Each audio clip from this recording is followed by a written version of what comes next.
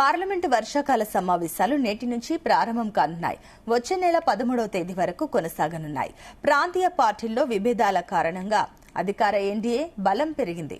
మరోవైపు ఇండియా కూటమి బలహీనపడిన నేపథ్యంలో సమావేశాలపై సర్వత్రా ఆసక్తి నెలకొంది. కాగా ఈ సమావేశంలో 5 కొత్త బిల్లులు, 2 పెండింగ్ బిల్లులను ప్రవేశపెట్టేందుకు కేంద్ర ప్రభుత్వం కసరత్తు చేస్తోంది.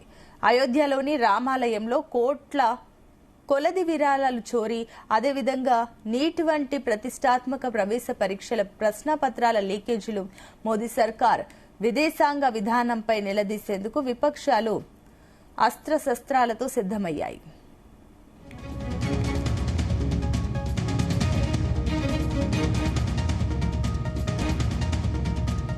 పార్లమెంటు బడ్జెట్ సమావేశాల్లో తగిన సంఖ్యాబలం లేక వీగిపోయిన మహిళా రిజర్వేషన్ బిల్, లోక్సభ నియోజకవర్గాల డీలిమిటేషన్, రాజ్యాంగ సవరణ బిల్లులను ఈసారి అజెండాలో లేకపోయినా వీటిని ముందుకు తీసుకువెళ్లాలని ప్రభుత్వం భావిస్తున్నట్లు సమాచారం.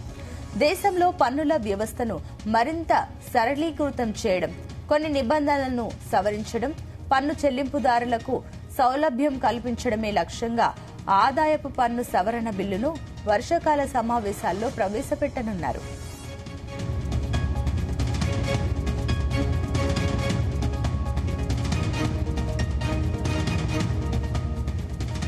విదేశీ నిధులు స్వీకరించే సంస్థలకు సంబంధించిన నిబంధనల్లో మార్పులు, పారదర్శకత పెంపు, పర్యవేక్షణకు బలోపేతం కోసం విదేశీ విరాళాల నియంత్రణ సవరణ బిల్లు, ఎంఎస్ఎంఈ రంగానికి రుణ సౌలభ్యం, వ్యాపార నిర్వహణలో సరళీకరణ, పెట్టుబడుల ప్రోత్సాహం కోసం సూక్ష్మ, చిన్న, మధ్య తరహా పరిశ్రమల సంస్కరణ బిల్లు, అదేవిధంగా పుట్టిన తేదీ నమోదు, డిజిటల్ రికార్డ్స్, పరిపాలన ప్రక్రియలను మరింత సమర్థవంతంగా మార్చే ప్రతిపాదనతో జనన నమోదు చట్ట సవరణ బిల్లుతో పాటుగా జాతీయ పతాకం, జాతీయ గీతం, రాజ్యాంగ విలువలకు సంబంధించిన చట్టాలను సవరించుకునేందుకు జాతీయ గౌరవ అవమాన నిరాకరణ సవరణ బిల్లును 2026ను కేంద్రం ప్రవేశపెట్టనుంది.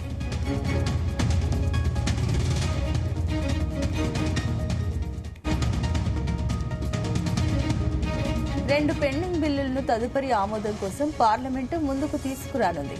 ఇందులో సుప్రీంకోర్టులో న్యాయమూర్తుల సంఖ్యను పెంచేందుకు వీలుగా సుప్రీంకోర్టు న్యాయమూర్తుల సంఖ్య సవరణ బిల్లు ఉంది. పెరుగుతున్న కేసుల భారం తగ్గించి పెండింగ్ కేసుల పరిష్కారాన్ని వేగవంతం చేయడమే ధ్యేయంగా ఈ బిల్లును రూపొందించారు. ఉన్నత విద్యా రంగంలో సంస్కరణల కోసం వికసిత్ భారత్ విద్యా అధిష్టాన్ బిల్లు 2025ను సైతం కేంద్రం ప్రవేశపెట్టనుంది.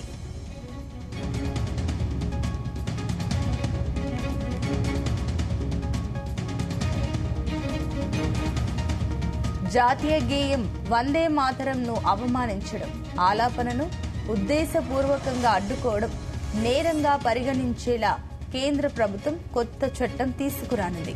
ఇందుకు సంబంధించిన prevention of insults to national honour సవరణ బిల్లును నేడు రాజ్యసభలో కేంద్ర హోంమంత్రి అమిత్ షా ప్రవేశపెట్టనున్నారు.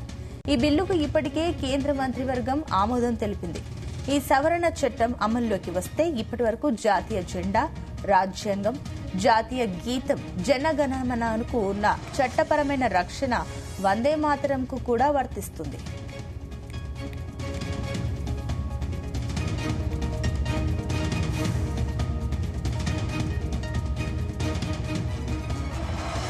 కొత్త బిల్లు ప్రకారం ఎవరైనా ఉద్దేశపూర్వకంగా వందే మాతరం గానాన్ని అడ్డుకున్నా, ఆలపిస్తుండగా అంతరాయం కలిగించిన వారికి 3 ఏళ్ల వరకు జైలు శిక్ష, జరిమానా లేదా 2 విధించేలా చట్టం చేయనున్నారు.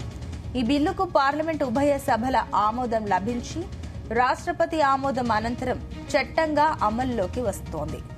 దేశభక్తి భావనను మరింత బలోపేతం చేయడం, స్వాతంత్ర సమరంలో వందే మాతరం పోషించిన చారిత్రక పాత్రకు తగిన గుర్తింపు కల్పించాలనే ఉద్దేశంతో కేంద్ర ప్రభుత్వం ఈ సవరణను తీసుకొచ్చింది.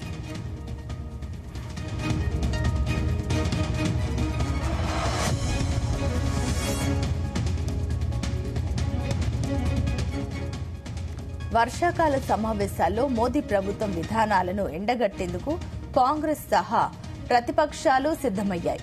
విద్యా వ్యవస్థలో పెరుగుతున్న అవినీతి, రాజ్యాంగబద్ధ సంస్థల దుర్వినియోగం, విపక్షాలను విచ్ఛిన్నం చేయడం, ధరల పెరుగుదల, విదేశాంగ విధానంలో వైఫల్యాలు, వ్యూహాత్మక తప్పిదాలు, ఇథనాల్ బ్లెండింగ్ విధానాలు, ఎస్సీ, ఎస్టీ, ఓబీసీ, మైనార్టీలపై దాడులు వంటి అంశాలపై ప్రభుత్వాన్ని నిలదీసేందుకు కాంగ్రెస్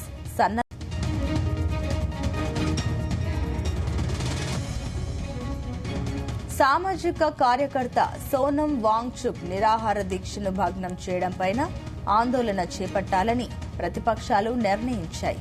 విద్యాశాఖ మంత్రి ధర్మేంద్ర ప్రధాన్ రాజీనామా చేయాలని ఉభయ సభల్లో డిమాండ్ చేయబోతున్నారు.